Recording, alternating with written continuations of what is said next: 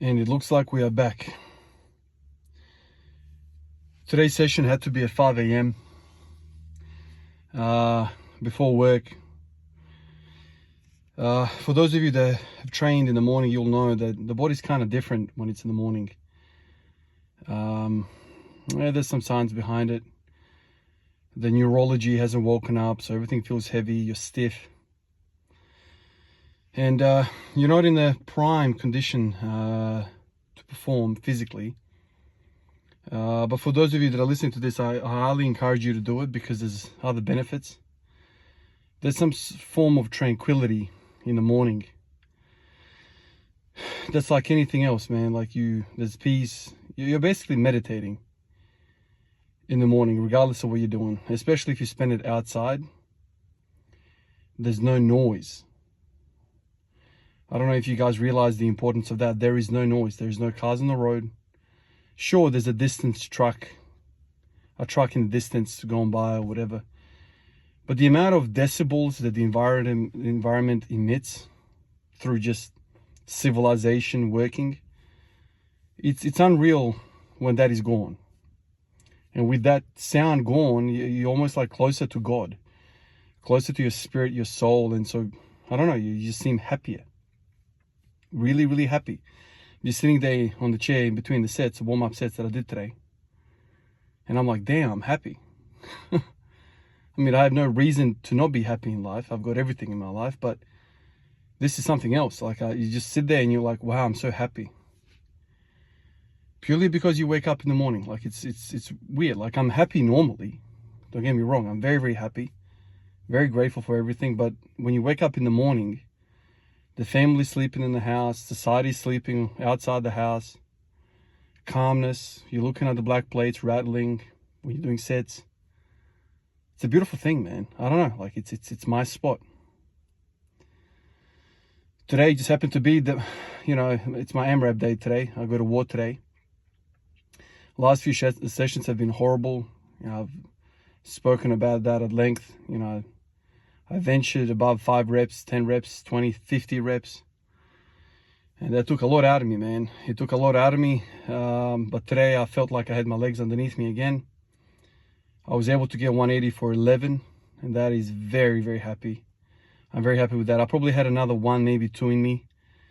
I didn't want to go beyond. It's 5 o'clock in the morning, my back and whatnot. Don't want to be a numbskull and do something stupid 5 o'clock in the morning. And part of me was also like, if I get stuck in one of these reps, I have to drop it. It's going to make a racket, even though it's falling on pads.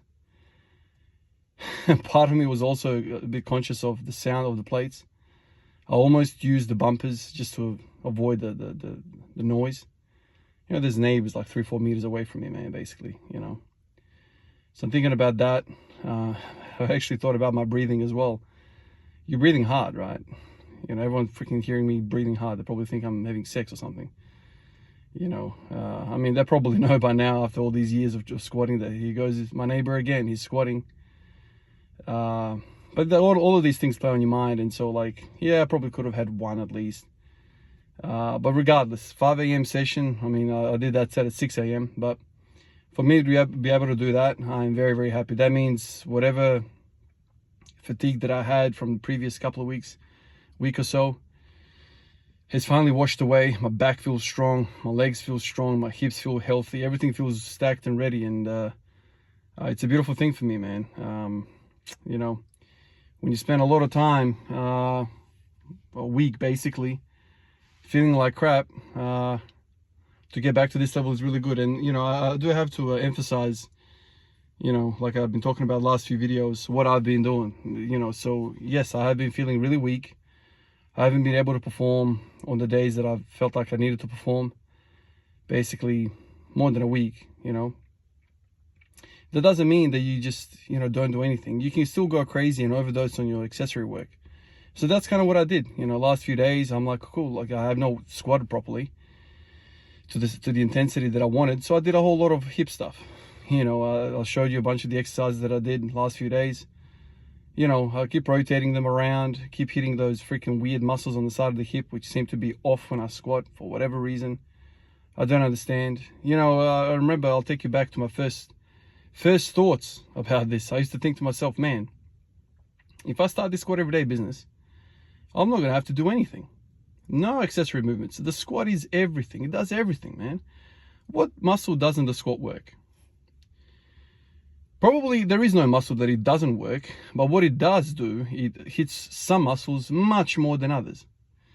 And so you extrapolate that over 4 years, what do you think happens? Yeah, those muscles that get more work in the squat will progress faster, and the other muscles which are not getting as much work in the squat will lag behind, and then eventually you will get to a point where you are unbalanced, imbalanced, whatever the term is properly used. You're going to have glute musculature or hip musculature that is just simply stronger than other parts of the hip. And then so you put a really heavy weight on your back, and then you might have some tracking issue of the joint in deep hip flexion, knee flexion. You know how weird the hip is, man. You've got this gluteus maximus, which I still cannot believe this is a fact. You got these damn glutes, right? And these damn glutes originate from where they originate, like the pelvis, right? The hip, the pelvis. And they radiate all the way down and they insert to the femur. Sure, that makes sense. But I remember years ago, man, I discovered that half of the damn fibers, something like half of the fibers, actually insert into the iliotibial band, or the ITB band. To this day, that shit blows my mind. And so if you think to yourself, what the hell does the TFL, tensor fasciae lata, what the hell does that have to do with your glutes and whatever? Well, you just look at the structures on Google and just type in, ITB, glutes, and TFL, and you will see that both the glutes, part of the fibers, which is a huge muscle, very strong muscle, inserts into the ITB, and also the TFL inserts into ITB. It's crazy stuff, literally crazy stuff. But anyway, let me let you watch the set and see how hard I worked.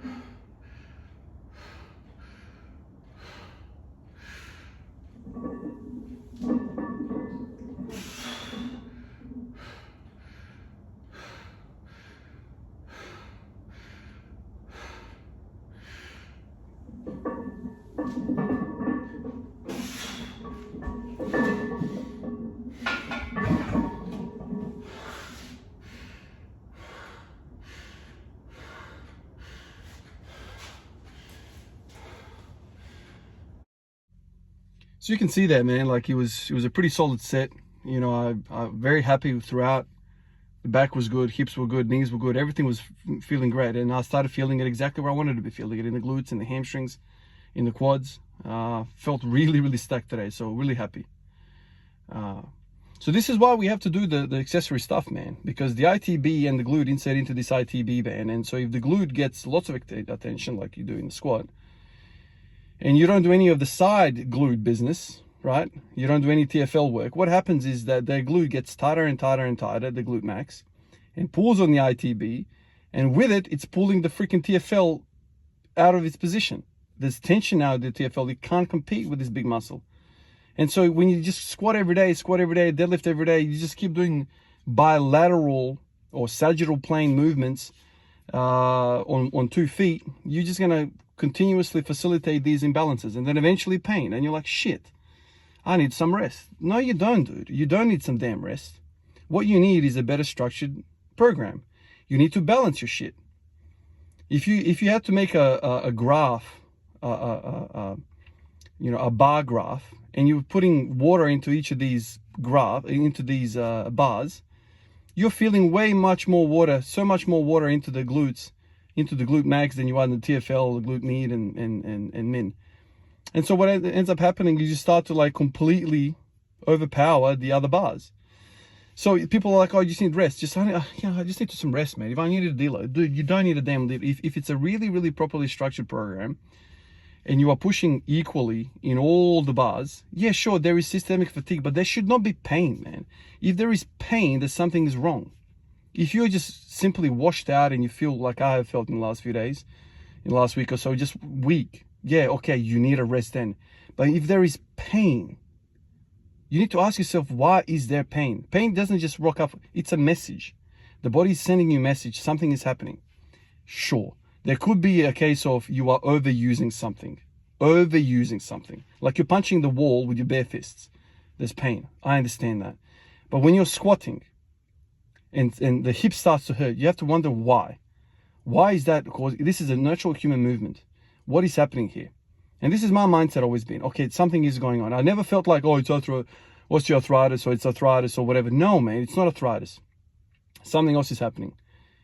Some people do have arthritis, but I'm like the symptoms that I was feeling, that is not arthritis, dude. I know what arthritis is. I see it every day.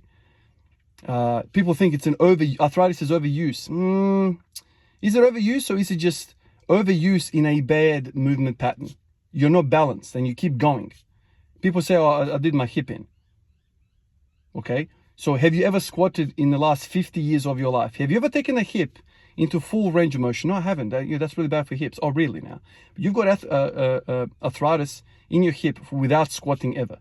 I just think to myself, what if you address some of these other muscles in the hip and you just didn't walk up the stairs and just walk on your feet out on the building side all your life? What if you took that joint full depth and you worked all of the muscles around it, and then there's balance, and then there's accessory muscles pulling, stabilizing, and then you have proper alignment?